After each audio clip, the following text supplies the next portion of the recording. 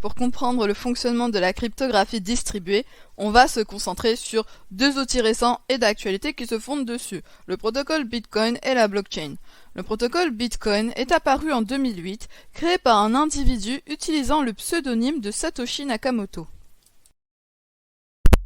Le Bitcoin repose sur les principes suivants. Imaginons qu'un fichier informatique, comme un Google Doc par exemple, est mis à la disposition de tous, n'importe qui pouvant y écrire ses transactions de Bitcoin. Ce carnet est accessible par tout le monde. On ne peut écrire dans ce fichier informatique qu'une liste de transactions. Par exemple, Mariam donne 3 bitcoins à Jessica. Toutes les lignes de transactions écrites sont définitives. Il est strictement interdit d'effacer les lignes dans ce fichier. Maintenant, imaginons que Monsieur Madeleine, un utilisateur malveillant, veuille voler mes bitcoins et décide d'écrire dans ce fichier informatique que Jessica donne 4 bitcoins à Monsieur Madeleine. Deux problèmes sont ici soulevés. Je n'ai que 3 bitcoins, cela va donc m'endetter de 1 bitcoin. Ensuite, je ne suis pas celle qui a décidé d'écrire cette transaction. Pour éviter cela, des règles simples sont mises en place.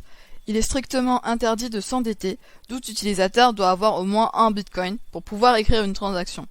De plus, il y a un nombre maximum de bitcoins pouvant être mis en circulation qui est de 21 millions. Le 31 mai 2021 à 11 h, il y avait 19 68 675 bitcoins en circulation. En ce qui concerne le vol de bitcoin, seul le donneur peut écrire la ligne de transaction. Pour garantir cela, la signature électronique est utilisée. Ce fonctionnement permet la gestion et l'utilisation simultanée du fichier par des millions d'utilisateurs. En effet, le protocole Bitcoin est totalement décentralisé. Il n'y a pas qu'un seul fichier, mais autant de copies du fichier qu'il y a d'utilisateurs.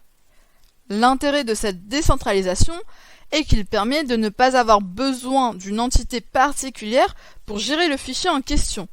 Il faut faire confiance au réseau de gestionnaires qui se surveillent mutuellement. Il s'agit de la blockchain.